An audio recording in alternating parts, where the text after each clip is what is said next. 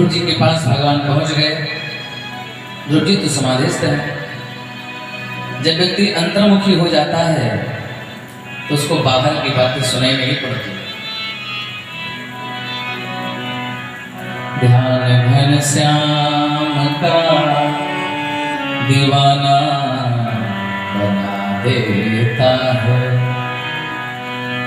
बाकी दुनिया को मस्ताना बना देता है। इतने सुंदर हमारे प्रभु, उनकी मोहनी झांकी जो देख ले फिर वो देखता ही रह जाएगा। सारे जीवन का सुख चाहे जितना भी हो, उस सुख से सब निम्न हो जाता है। अब भगवान पुकार रहे हैं, बेटा ध्रुव उठो, प्रबुद्धताम वरम ब्रूहि वर मांगो। लेकिन ध्रुव जी तो अंतर हृदय से परमात्मा का दर्शन कर रहे हैं। जो व्यक्ति अपने हृदय में बिठा कर दर्शन कर रहा हो और बाहर देखने की आवश्यकता भी क्या है। भगवान समझ गए कि ये बेटा जब तक मैं इसके हृदय की छवि को बाहर नहीं करूंगा तब तक वो मुझे नहीं देखेगा। भगवान ने हृदय की झांकी को लुप्त किया, सो ध्रुव जी के नेत्र खुले रहे। जिस झांकी का अवलोकन कर रहा था वो दिव्य मूर्ति कहाँ चली गई, तो सामने देखा भगवान खड़े हैं। बोले सच्चिदानंद भगवान। भगवान के ऐसी दिव्य छटा को देख करके ध्रुव जी की आंखें स्तब्ध रह जाती। जैसे लगता है कि ध्रुव जी अपनी आंखों से भगवान को पी जाएंगे। आंखों से देखना भी एक पूजा है। भगवान को दिव्य दृष्टि से, ध्यान दृष्टि से देखते रहे, एक ये भी पूजा है। ध्रुव जी बिल्कुल निहार रहे हैं भगवान। भगवान पूछ रहे हैं, बेटा कुछ मांगो। ध्रुव जी को होश ही नहीं है, दिख रहे हैं। अब ध्रुव जी को तो वेद मंत्र आते नहीं है, अभी 5 वर्ष का बालक है। भगवान ने अपने 5 जन नामक शंख को उसके कपोरों पर स्पर्श किया। वेद वेदांत का ज्ञान हो गया ध्रुव जी को। अब भगवान की खूब दिव्य मंत्रों से स्तुति कर रहा है। भगवान ने कहा वर मांगो। ध्रुव जी ने कहा प्रभु आप मिल गए, फिर वर की आवश्यकता क्या है। लेकिन भगवान तो जानते हैं व्यक्ति किस उद्देश्य से काम किया है और फल देना चाहिए। भगवान ने कहा कि तुमने उच्च पद के लिए तपस्या किया है, मैं तुझे ऐसा अटल लोक तुझे दूंगा। ध्रुव जी को कौन सा लोक मिला? अटल लोक। लोग कहते हैं कि ध्रुव जी को ध्रुव लोक मिला। तो ध्रुव लोक जब मिला तो ध्रुव जी नहीं थे, ध्रुव जी का लोक कहां से हो गया? अरे हम पांडे वन में रह रहे हैं तभी तो पांडे भवन हुआ है। ध्रुव जी को मिला, बोले कि 14 लोकों का एक ब्रह्मांड है। 7 लोग नीचे हैं, अतल वितल सुतल तलातल सातल महातल पाताल। 7 लोग ऊपर, भूर लोग, भुआलोक, स्वालोक, महालोक, जनालोक, तपालोक, सतलोक, सब मिट जाएगा। लेकिन एक लोक में तुझे ऐसा प्रदान करूंगा, प्रलयकालीन के समय भी वो अटल लोक मिटने वाला नहीं है, वही अटल लोक प्रदान है। वो तो बाद में ध्रुव जी गए तो ध्रुव लोक हो गए। और ध्रुव को ऐसे कहा जाता है अटल। हम लोग कभी कभी बोलते हैं ना ध्रुव शक्ति है, यानी अटल शक्ति है। भगवान आशीर्वचन दे करके चले, अंतर ध्यान हुए। ध्रुव जी पछता रहे, ध्रुव जी की आंखों में आंसू आ रहे, ध्रुव जी रोने लगे। हाय कि मैंने क्या कर डाला, भगवान आए और मैं कुछ मांग ना सका, चरणों की प्रीति न मांगी कि मैंने कौन सा लोक मांग लिया। ये होता है ना कि कोई दरिद्र जाए कुछ मांगने तो वो मांग ना सके। मैं दरिद्र ही रह गया, भगवान को प्राप्त कर ना सका। मैंने क्या मांग लिया? चरणों की प्रीति मांगता, भक्ति मांग लेता तो मेरा जीवन सफल हो जाता। मैं क्षत्रिय रह गया कह करके आज ध्रुव जी रोने लगे। तब तक ध्रुव जी घर के लिए प्रस्थान करते हैं। नारद जी पहुंचे, ध्रुव जी के पिताजी को बताया कि ध्रुव जी आ रहे, भगवान को प्राप्त कर चुके हैं। जैसे सुना कि मेरा बेटा आ रहा है, आंखें घर आई उनकी दोनों माताएं सुनीति और सुरुचि। जो विमाता है, सौतेली माँ है, वो भी आज रोती हुई ध्रुव जी के पास आ गई। कहा जाता है जिनके राम दाहिने सबे दाहिने था, जिसके ऊपर कृपा राम जी की हो जाए शत्रु भी कृपा करने लगता है। आज वो सुरुचि आई ध्रुव जी के पास और चरणों में गिर पड़े, बेटा मुझे क्षमा करो। ध्रुव जी चरणों में गिर पड़े, भैया आपकी कृपा से ही तो मुझे प्रभु की कृपा मिली है, आप ऐसा ना करें, आप मेरी माँ। सुनीति के स्तनों से दूध झरझर गिर रहा है, अपने बेटे को हृदय से लगा लेती। ब्राह्मण वेद ध्वनि कर रहे हैं, पुष्पों से स्वागत हो रहा है, जब दुर्वा चंदन अबीर गुलाल उड़ाए जा रहे हैं, सुंदर वाद्य यंत्र बज रहे हैं ध्रुव जी की अगवानी में।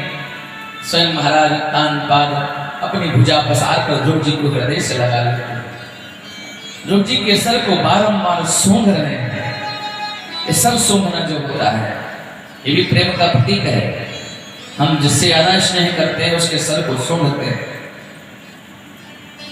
ये ध्रुव जी के सर को बारंबार सूंघ रहे हैं और नेत्र जल से आज ध्रुव जी को स्नान करा दिया। उसके बाद ध्रुव जी का शिक्षा दीक्षा हुई। प्रजापति शिशुमार की पुत्री भमी के साथ ध्रुव जी का विवाह हुआ और एक विवाह और हुआ वायुपुत्री इला के साथ में, जिनके कल्प और वत्सल नामक 2 पुत्र हुए। कुल मिलाकर 3 पुत्र एक पुत्री ध्रुव जी की हुई और महाराज तानपाद राज्य का कार्यभार सौंप करके परम धाम पधारे। ध्रुव जी महाराज 36,000 वर्ष तक राज्य करते। उसके बाद परम धाम के लिए विमान आया। ध्रुव जी विमान पर आरूढ़ होते हैं, लेकिन तब तक उनको अपनी सुनीति मां की याद आ गई। ध्रुव जी ने कहा, पार्षदों, अरे मैं मेरी मां तो वही नहीं, बिना मां के मैं कैसे जा सकता, जिस मां ने मुझे जन्म दिया, जिस मां ने मुझे ज्ञानोपदेश दिया। प्रथम गुरु माता ही कही गई है। आज उस मां के बिना मैं नहीं जाऊंगा। ध्रुव जी महाराज उन पार्षदों से कह रहे थे, तब तक उन भगवान के दूतों ने कहा, देखो तुम्हारी मां दूसरे विमान से तुमसे आगे चल रही है। ऐसे ध्रुव जी अपनी माता सुनीति के साथ परम अटल धाम को जाते हैं। बोले सच्चिदानंद भगवान की जय, सिद्धानाथ भगवान की। कथा आगे बढ़ती है 5वें स्कंद में। प्रियव्रत की कथा। शंभु मनु के 2 पुत्र थे, उत्तानपाद, उनके पुत्र हुए महाराज ध्रुव, और शंभु मनु के द्वितीय पुत्र हैं, उनका नाम है प्रियव्रत। महाराज प्रियव्रत एक छत्र राज करते थे। ये पूरा विश्व एक ही था। एक बार महाराज प्रियव्रत ने अपने रथ के पहिए से 7 लकीरें खींच दिया, वहीं से 7 द्वीप हो गए। महाराज प्रियव्रत के पुत्र हुए महाराज अग्निद्र, और अग्निद्र के हुए महाराज ऋषभदेव भगवान, जो भगवान के अंश अवतार है। ऋषभदेव के हुए महाराज भरत। ऋषभदेव ने सारा कार्यभार अपने बड़े बेटे भरत को सौंपकर जंगल में चले गए तपस्या करने। वहीं पर दावाग्नि लगने के कारण भरत जी का शरीर शांत हो गया, जलकर भस्म हो गया। ऋषभदेव भगवान का शरीर शांत हो गया। भरत जी महाराज ने आज राजकाज किया। उसके बाद जब इनकी हुई अवस्था 4थे पंथ तक आई, तो भरत जी ने सारा कार्यभार अपने पुत्रों को सौंप करके वन के लिए प्रस्थान किया। भरत जी ने सोचा कि हमें अब मोह में नहीं पड़ना है, क्योंकि संसार में देखा जाए तो अहंता और ममता 2 रस्सियां हैं जो भगवान से नहीं मिलने देती। हमें दुख कब होता है? मोह बस, ममता बस दुख होता है। भरत जी ने सोचा मुझे वैरागी बनना है। बैठे हुए थे भरत जी, एक पत्ता और एक वृक्ष आपस में बात कर रहा था। पत्ता बोला वृक्ष से। पत्ते ने उस वृक्ष से पूछा, पत्ता बोला वृक्ष से, सुनो वृक्ष वनराज, अब की बिछड़े कब मिले, टूट टूट गिर जात। मैं आपके टहनियों से टूट टूट कर गिर जाता हूँ, कब मिलूंगा। पत्ते ने वृक्ष से पूछा, अब की बिछड़े कब मिले, टूट टूट गिर जात। उस वृक्ष ने जवाब दिया, हे पत्ते, तरुवर बोला पात से, सुनहु पात मम बात। तरुवर बोला पात से, सुनहु पात मम बात। ये है घर की एक रीति है, एक आवत एक जात। ये है घर की एक रीति है, एक आवत एक जात। यह वैराग्य सूत्र हृदय को लग गया। भरत जी ने सोचा कि मुझे वहां सख्त नहीं होना। नेपाल में गए और गंडकी नदी के तट पर एक कुटिया बनाकर भरत जी वही समाधि लगाकर बैठ गए। बड़ी घनघोर तपस्या करते हैं, मोह से दूर भग रहे हैं, लेकिन कहा जाता है कि भगवान की जो प्रबल माया है ये अपना प्रभाव डाल ही देती है। एक दिन की बात है, भरत जी समाधिस्थ थे, इतने में गंडकी नदी के तट पर एक हिरणी आती है जल पीने के लिए। हिरणी उस समय गर्भवती थी, जल पी रही थी, तब तक एक सिंह ने दहाड़ा। सिंह की दहाड़ सुनकर हिरणी घबरा गई, अगर सिंह आ जाएगा तो हमको खा जाएगा और मेरे गर्भ में जो शिशु है वो भी मर जाएगा। हिरणी कहती है, मैं भले मर जाऊं लेकिन मेरा बेटे कुछ ना हो। हिरणी रोने लगी और जैसे देखा सिंह को आते हुए अपनी ओर, तो हिरणी ने जल में छलांग लगा दिया। हिरणी गर्भिणी थी, हिरणी का जो प्रसव था उसी जल में गिर गया और हिरणी बाहर जाकर गिरकर मर गई। यह दृश्य भरत जी के सामने होता है। भरत जी ने कहा, मैं मोह में नहीं पड़ने वाला, जो भी मर रहा है मर ले। लेकिन संत का जो स्वभाव होता है वो मक्खन की तरह होता है। संत हृदय नवनीत समाना, उनको चाहे जो भी करे, संत जैसा स्वभाव सबका नहीं हो सकता। संत ने देखा कि मेरे सामने एक जीव की हत्या हो रही है, ये भी तो ठीक नहीं है। दौड़कर भरत जी गए, उस मृग शावक को जल से बाहर निकाल के लाए और कुटी पर अपने रख कर गौ का दूध पिला करके उसको पालने लगे। धीरे धीरे वो मृग छौना बड़ा होने लगा। अब भरत जी का प्रेम उस मृग के छौने से हो गया। हम लोग सोचे कि हाँ, मोह प्रेम को रोकेंगे, किसी से नहीं करेंगे, उनकी कृपा हो जाएगी तो जीव से हो जाएगा, एक पशु से हो जाएगा। हाँ, मृग शावक से प्रेम भरत जी का हो गया। तो इतना नहीं, कहीं से आते उसको नहीं पाते तो व्यथित हो जाते, रोने लगते, कहाँ चला गया तू, जैसे लगता कुछ मेरा गायब हो गया है। कभी कभी अपने हाथों से पीठ खुजलाने लगता भरत जी को, पूजन सामग्री बिखेर देता, भरत जी को डांट देते, चुपके से वो बैठ जाता। ये सब उसकी अदाएं भरत जी को प्यारी लगने लगी। भरत जी उसके बिना एक क्षण नहीं रह पाते, भजन करते तब तक वो आ जाता, भरत जी का ध्यान मेरे सावक में चला जाता, भजन पीछे छूट जाता। ऐसा प्रेम भरत जी का होता।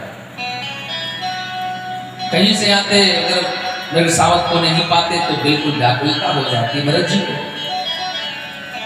एक दिन की बात है, भरत जी कुटिया से बाहर गए थे, वहीं पर मृगों का एक झुंड आता है। उस मृगों की झुंड को उस मृग शावक ने देखा तो समझा ये तो हमारे जैसे हैं, हमारी बिरादरी के लग रहे हैं, मेरे जैसे। तो उसी मृग झुंड में मृग शावक चला गया।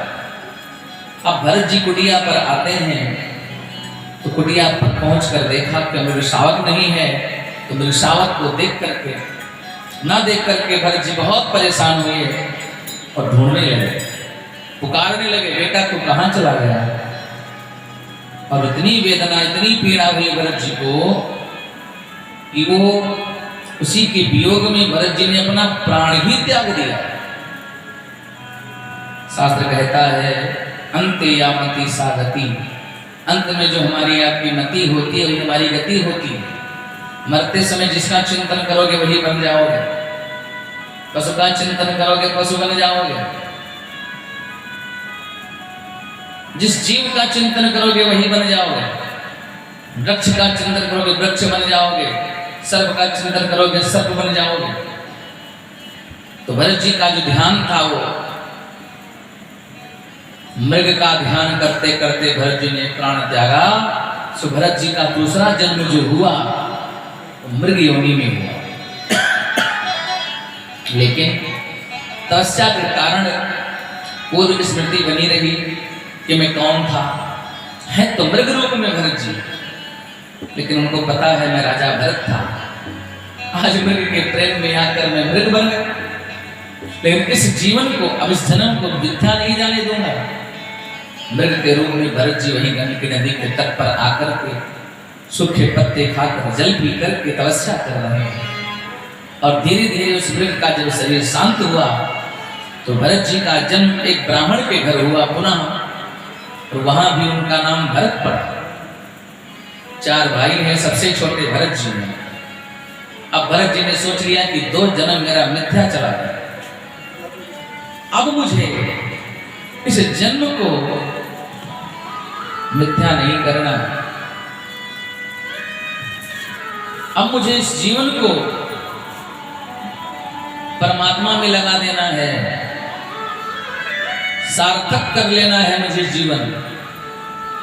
व्यक्ति सोचता है मनुष्य तन मिल गया, जैसा चाहो ऐसा करो, जैसा प्रयोग करो, लेकिन बंधु ये मनुष्य का शरीर बार बार नहीं मिलता।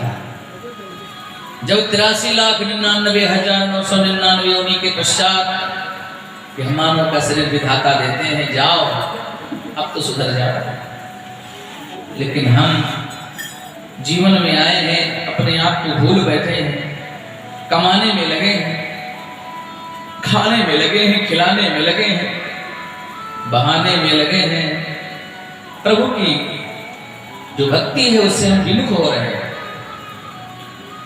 भरत जी सोचते हैं कि मुझे अब संसार में किसी से कोई मतलब नहीं है, और मैं ऐसा बन जाऊं कि लोग समझें कि किसी काम का नहीं है।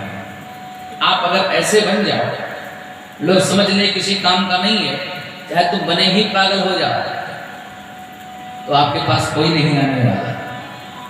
हाँ, लेकिन अगर आपके पास कुछ गुण है या कुछ कर रहे हैं आप, लोग समझते हैं तो आपका पीछा संसार छोड़ नहीं सकता। भरत जी ने सोचा कि मुझे ऐसे बन जाना है कि लोग समझ ले पागल है। भरत जी जब शिक्षा दीक्षा की बारी आई, पिताजी ले गए, उपनयन संस्कार कराया, इनका यज्ञोपवीत कराया। गुरु जी ने गायत्री मंत्र कहा सुनाओ, मंत्र दिया।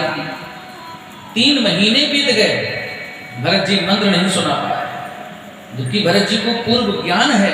लेकिन भरत जी ने सोचा अगर मंत्र सुनाऊंगा तो शिक्षा शुरू, दूसरी शुरू, और लोग जान जाएंगे कि ये तो ज्ञानवान है।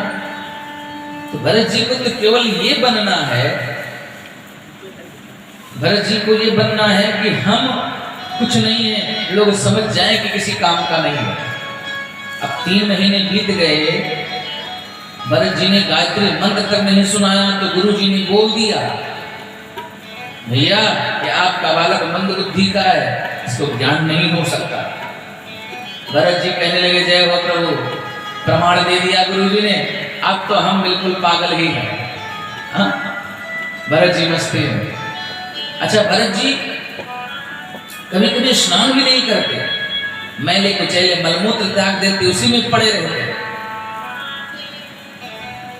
निजानंद मस्ती को मैं ढूंढता। निजानंद मस्ती क्या है? अपनी मस्ती में व्यक्ति रहे। हम केवल ये सोच लेते हैं कि ये गंदा है, ये अच्छा है, लेकिन जब अपने शरीर की शुद्ध ना रह जाए, हमें अपने आप का अभिमान ना रह जाए, तो सब प्रिय लगने लगता है। भरत जी तो कई दिनों तक स्नान नहीं करते हैं, मैले को चले पड़े रहते हैं और सोचते हैं इतने मैले को चले रहोगे उतने लोग तुम्हारे पास नहीं आएंगे। क्यों? जो अच्छे संत महात्मा हैं उनको कोई दर्शन पाता है, वो तो ऐसे अवधूत बने पड़े रहते हैं, लोग समझते हैं पागल पड़ा है, और वही मस्ती भजन करते, भजन में कोई बाधा नहीं। ये पंडित जी और कोई संत मनीषी जी जो टीप टाप रहे तो 4 लोग वैसे पहुंच जाए कि महाराज हाथ देखो हमारा। हाँ? पागल। भरत जी मस्ती में कुछ नहीं कर रहे, लोग समझ गए कि ये तो बिल्कुल पागल है। और सच बात तो ये है कि सारा संसार पागल है। कोई रूप रंग का पागल है। कोई कहता है कि हमसे ज्यादा कोई सुंदर नहीं है, संसार में सब पागल हैं। कोई रूप रंग का पागल है, कोई पागल मान बड़ाई का, कोई रूप रंग का पागल है। कोई पागल मान बड़ाई का, कोई रूप रंग का पागल है।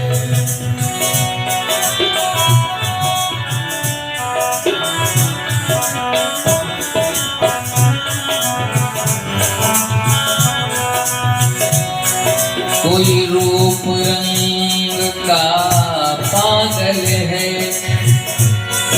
कोई पागल मान बड़ाई का, कोई धन दौलत में पागल है, कोई धन दौलत में पागल है, कोई पागल है कबीरताई का।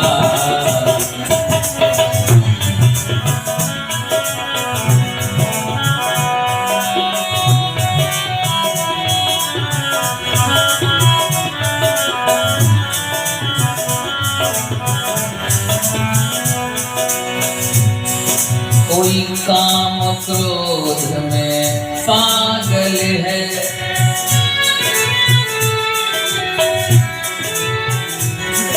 कोई काम क्रोध में पागल है, कोई पागल है चतुराई का। कोई धन दौलत में पागल है, कोई कहता है हमसे बढ़िया कोई कवित्रकार नहीं है, कोई काम क्रोध लोभ मोह में पागल है, और कोई चतुराई में पागल है। काम ऐसा कर लेंगे कि पता ना चले कि क्या किया हमने, अब वो सोच लेंगे कि देखो महाराज जी को पता नहीं लगा हमने ऐसा काम कर दिया। कोई कोई काम क्रोध में पागल है, कोई पागल है चतुराई का।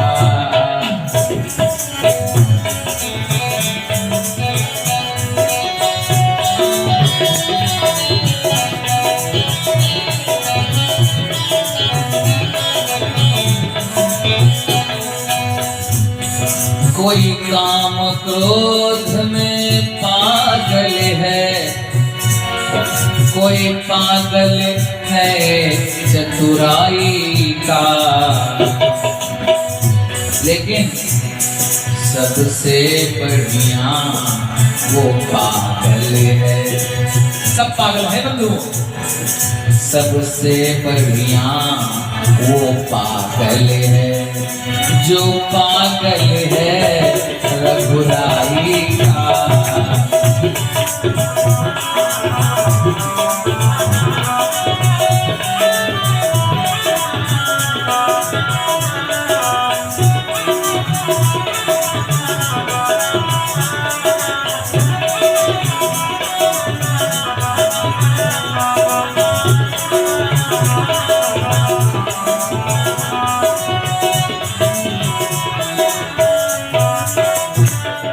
सबसे बढ़िया वो पागल है जो पागल है रघुराई का।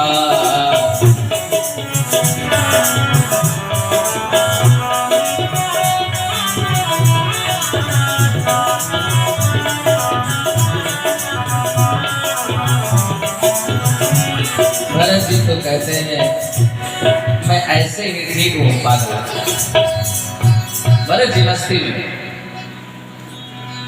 धीरे धीरे भरत जी के तीनों भाइयों का विवाह हो गया। अब भरत जी का तो विवाह होना ही नहीं है क्योंकि भरत जी हैं ही नहीं ऐसे, वो तो पागल बने हैं। भरत जी चाहते ही थे कि मेरा विवाह भी ना हो। तीनों भाभियां आ गई। भरत जी को देखा कि ये तो ना काम करता ना कुछ, केवल खाता है? अच्छा, अभी आपके घर कोई ऐसा व्यक्ति हो तो केवल खाए, अब कोई काम काज ना करे, एक पैसा ना कमाए, केवल खाए, तो परिवार वाले चाहे इतना भी प्रेम करते हैं उसको, कुछ दिन में प्रेम खत्म हो जाए।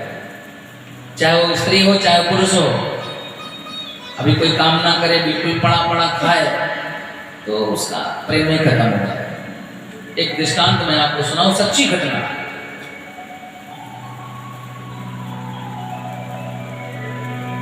सच्ची घटना है।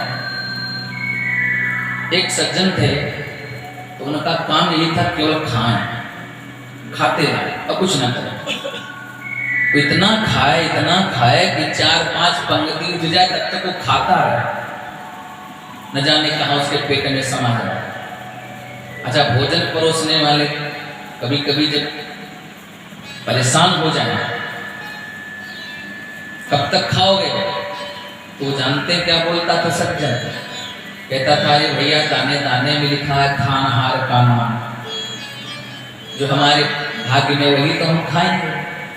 तो कुछ लोग नाराज होकर के कहते हैं कि ये मत बोल, ये बोलो कि बोरे बोरे पे लिखा है खानहार का नाम। कितना खाता है।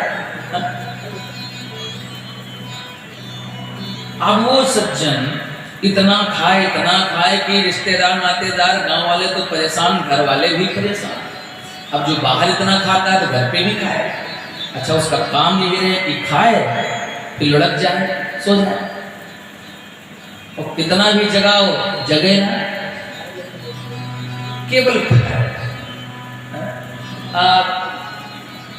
परिवार वाले बहुत परेशान हो गए। तो चलो बाबा जी को दिखाओ, कोई संत महात्मा को दिखाओ, हो सकता है सुधार आ जाए।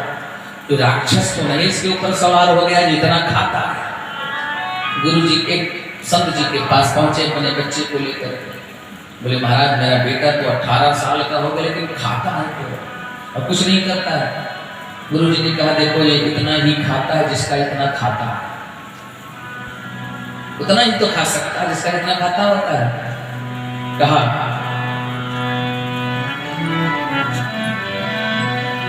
मेरे राघव के दरबार में सबका जीवन खाता मेरे राघव के दरबार में, सबका जीवन खाता।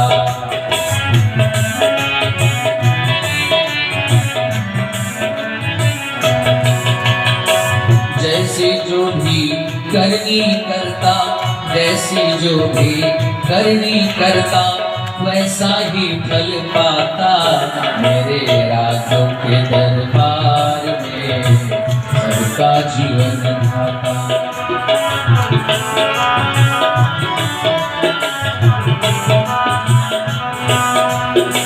साधु हो या संत गृहस्थी, राजा हो या रानी, प्रभु के पुस्तक में लिखी है सबकी कर्म कहानी। अंतर्यामी घट घट बैठा, सबका हिसाब लगाता मेरे राघव के दरबार में, सबका जीवन खाता।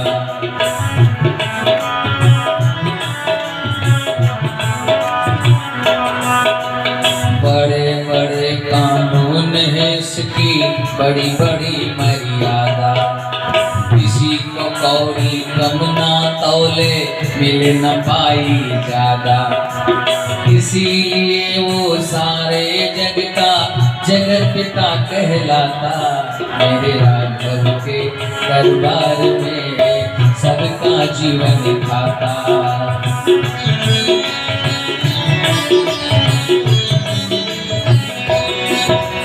चले तो उसके आगे रिश्वत, चले नहीं चालाकी, उनके लेने देने की ये रीति बड़ी है बाकी। समझदार तो चुप रहता है, समझदार तो चुप रहता है, मूर्ख शोर मचाता मेरे राघव के दरबार में, सबका जीवन खाता।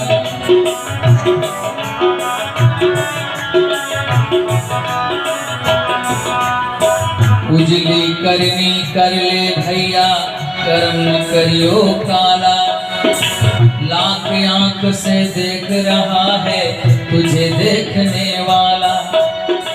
उजली करनी कर ले भैया, कर्म न करियो काला, लाख आंख से देख रहा है तुझे देखने वाला।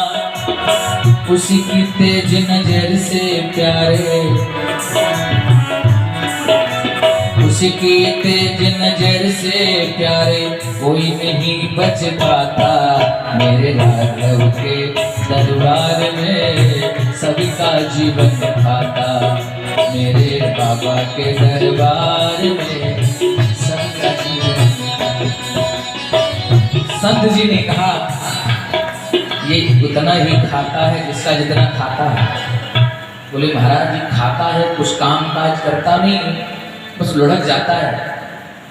संत ने कहा देखो इसका कोई पूजा पाठ नहीं है, एक काम करो इसको समझाओ, हो सकता है कम कर।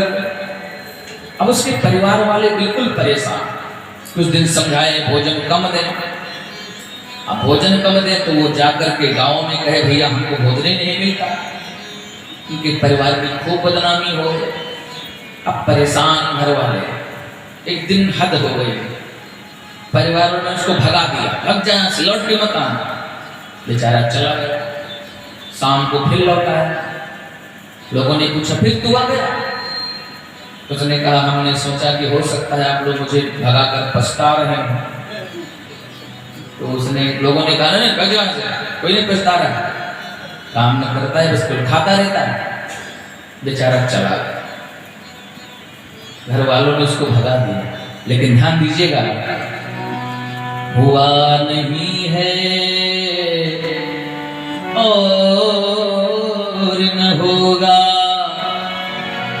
राम सरी खादानी। भूखों को तो भोजन देवे और प्यासे को पानी, भूखों को तो भोजन देवे और प्यासे को पानी।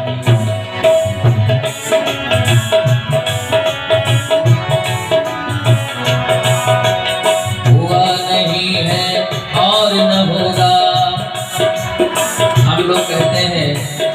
हम इनको खिलाते हैं, इनको पिलाते हैं, इनकी शुश्रूषा सेवा करते हैं, लेकिन हम नहीं करते।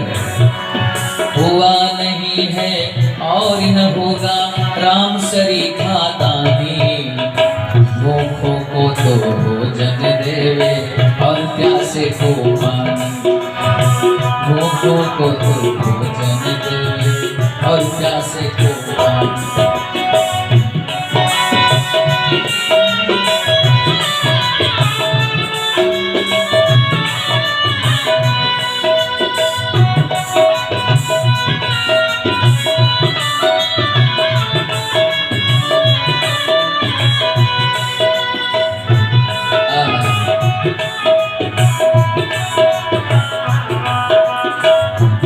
संसार भले ही छोड़ दे, लेकिन हुआ नहीं है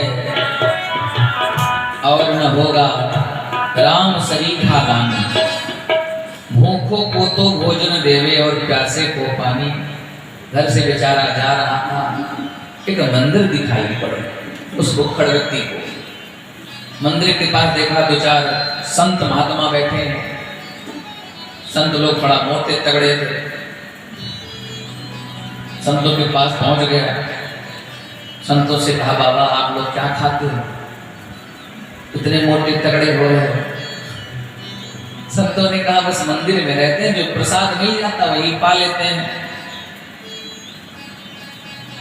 मेवा आदि, दूध, घी, गुड़, भोजन प्रसाद जो भी मिल जाए प्रेम से पाते हैं। बोले बाबा यहाँ कुछ काम भी करना पड़ता है? तो संतों ने कहा नहीं कोई काम नहीं, बस भगवान का भजन करो और कुछ नहीं करना। तो बोले भजन कितनी बार करना होता है? बोले जितने मन करे करो, मन न करे सो खाओ, कुछ नहीं करना है। तो कहा बाबा हमको भी यहाँ रहना है, यहाँ जब फ्री व्यवस्था मिल रहा है खाने को तो क्या मतलब है? तो संतों ने कहा देखो ऐसे नहीं मिलेगा, तुमको चेला बनना पड़ेगा पहले। बोले ये क्या होता है? बोले गुरुजी मंत्र देंगे। तो कहा ठीक है, हमारे गुरुजी से, अपने गुरु से बोल दो हमको मंत्र दे दे। गुरुजी के पास चेला लोग ले गए। गुरुजी शिष्य बनना चाहता है, ठीक, गुरुजी ने मंत्र दे दिया। अब जब मंत्र दे दिया तो चेले ने गुरु से पूछा गुरुजी एक बात बताओ, आपके यहाँ कितनी पंक्ति होती है, कितनी बार लोग भोजन करने बैठते हैं? गुरुजी ने कहा 5 सुबह 5 शाम को। तो कहा गुरुजी हम 5 में बैठे रहे। गुरुजी ने कहा क्यों? बोले गुरुजी इच्छा है कि हम 5 में खाएं। गुरुजी समझ गए कि इसका पेट नहीं भरता होगा, भूखड़ है, इसलिए बोल दिया गुरुजी ठीक है तुम 5 में बैठे रहो। 5 पंक्ति उठ जाएगा, फिर भी वो व्यक्ति उठे। अच्छा वो व्यक्ति का काम यही रहे कि सुबह उठे, चूल्हा जल रहा है कि नहीं यही देखे, कुछ बना कि नहीं बना, चाय मिले कि ना मिले। भरत जी महाराज वो व्यक्ति सुबह से लेकर शाम तक तो चूल्हा देखता, जो मिल जाए खाता जाए। एक दिन की बात है, सुबह सुबह उठा तो देखा तो चूल्हा जल नहीं रहे। दौड़ कर गया गुरुजी के पास। बोले गुरुजी, बोले क्या? बोले आप चूल्हे जलते नहीं दिख रहे। गुरुजी ने कहा अरे बेटा आज के बाद मैं भूल गया बताना, कल एकादशी, आज एकादशी है। ये एकादशी क्या होता है गुरुजी? तो गुरुजी ने कहा देखो एकादशी में हम लोग अन्न का आहार नहीं लेते, ना मंदिर में प्रसाद बनता है, फलाहार होता है वो भी अल्पाहार थोड़ा। तो गुरुजी हम तो बिना भोजन के रह ही नहीं सकते। अब गुरुजी ने कहा भाई देखो नियम है तो नियम है, हमको कल ही बता देना चाहिए था लेकिन बताया नहीं, भूल गए, लेकिन आज सबको व्रत रहना है। चेले ने कहा गुरुजी एक बात कहें। बोले बोलो। कहा गुरुजी आपके और चेले हैं? बोले हाँ बहुत चेले हैं। तो कहा गुरुजी उन्हीं से व्रत रखाओ, अगर हम एकादशी रहे तो द्वादशी देख ही नहीं पाएंगे। तो गुरुजी समझ गए बड़ा भुक्खड़ है, रह नहीं पाएगा। तो गुरुजी ने कहा ठीक है, अगर तू नहीं रह पाएगा तो काम कर, चावल प्रसाद नहीं खाना और मंदिर में भोजन नहीं बनेगा। एक काम करो तुम गुड़ आटा, दाल, साग, घी आदि ले लो और लकड़ी लेकर मंदिर के दूर बगीचे में जाओ, भोजन प्रसाद बनाओ और पा लेना। लेकिन एक बात याद रहे, भगवान का भोग लगा देना तो आपको दोष नहीं लगेगा अन्न ग्रहण करने में। मरता क्या न करता, चलो कम से कम कुछ करके ही खाएंगे, लेकिन भूखे तो नहीं रहेंगे। आज ही दिन की बात है, बेचारे ने घी, आटा, शर्करा, गुड़ आदि सामग्री लिया, मंदिर से दूर बगीचे में लकड़ी इकट्ठा करके चूल्हा बनाई, भोजन प्रसाद बनाने लगा।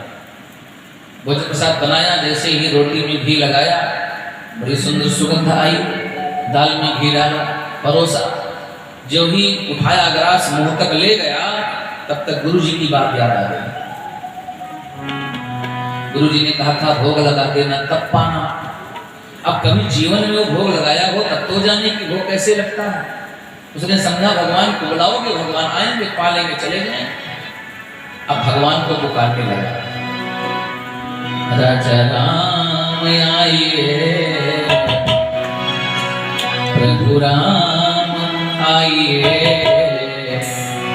मेरे भोजन का भोग लगाइए, मेरे भोजन का भोग लगाइए, राजा राम आइए, प्रभु राम आइए, मेरे भोजन का भोग लगाइए।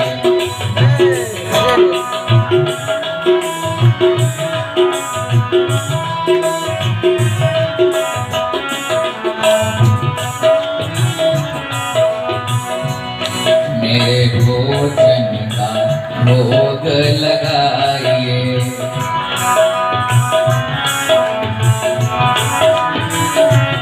अच्छा,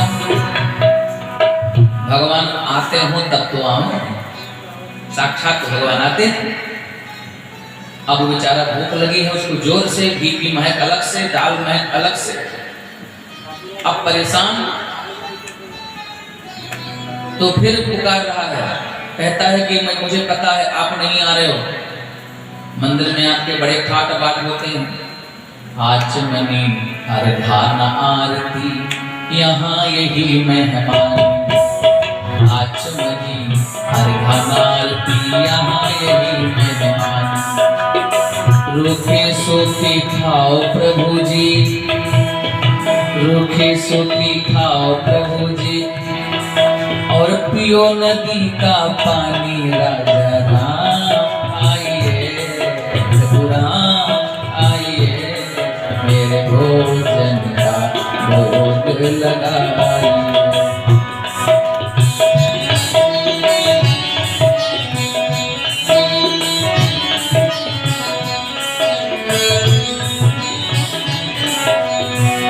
कहता है आचमनी अर्घारती यहाँ घंटे घड़ियाली तो है नहीं आपका ठाट बाट करने के लिए, जो कुछ है प्रभु भोजन पाओ और नदी का पानी पी लो, क्योंकि तो मंदिर में व्यवस्था नहीं है आज कुछ। फिर बोल पड़ा, भगवान तब भी नहीं आए। उसने कहा भोजन आज बनाया मैंने, जो भी रूखे सूखे आके पालो, मंदिर में है आज एकादशी, अरे बैठे रहोगे भूखे, राजा राम आइए, प्रभु राम आइए, मेरे भोजन का भोग लगाइए।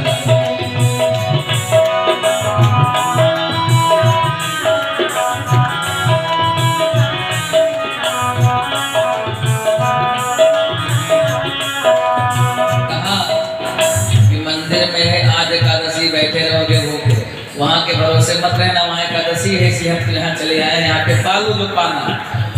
अब ऐसी सरलता पर राम जी दीजिए।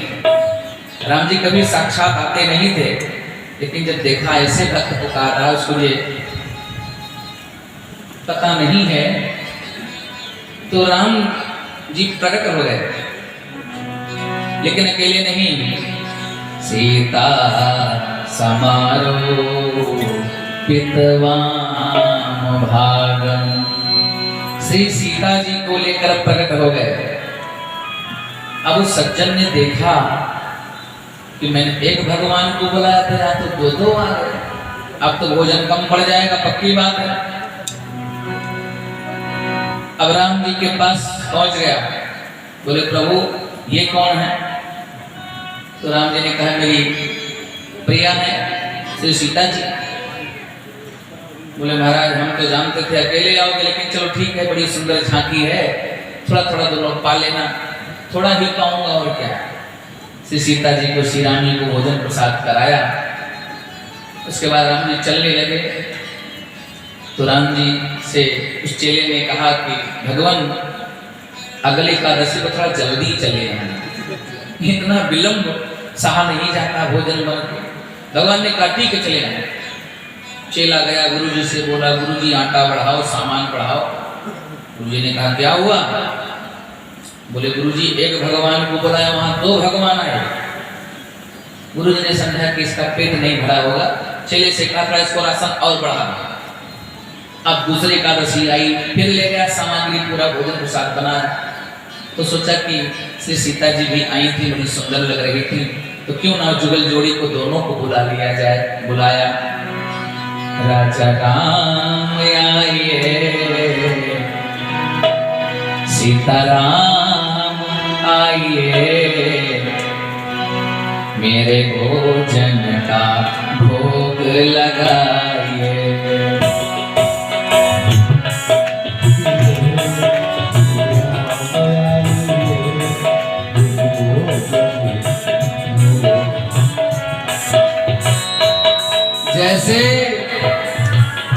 जैसे उस भक्त ने पुकारा, देखो यहाँ दक्षिणे लक्ष्मणे यस्य वामे चा जनकात्मजा। बाईं ओर से सीता जी, लखन दाहिनी ओर, तीन तीन प्रकट हो गए। ज्यों ही देखा सुख गया। भगवान के पास पहुंचा, बोले भगवान ये क्या? एक बुलाया दो आए, दो बुलाया तीन आए, ये कौन है? भगवान ने कहा हमारे भाई हैं, अनुज हैं, लक्ष्मण। उसने कहा सगे हैं? बोले हाँ सगे हैं। क्यों? कहा देखने से तो नहीं लगते हैं। भगवान ने कहा नहीं सगे हैं भैया। तो कहा प्रभु देखो ठीक है, उसे भी बड़े सुंदर लग रहे हैं, ऐसे नहीं मन करता है कि इनको न खिलाऊं, लेकिन एक बात बताऊं प्रभु, मैंने ठाकुर जी के भोग का ठेका लिया है और एक खानदान का ठेका नहीं लिया, जो भी आओ खाते जाओ। सोचा चलो ठीक है, ये भी बड़े सुंदर हैं, थोड़ा ही पाऊंगा। तीनों को प्रसाद पवाया, थोड़ा बचा सो पाया। अब भगवान चलने लगे तो भगवान से पूछा कि भगवान एक बात बताओ, अगले एकादशी को कितने आओगे?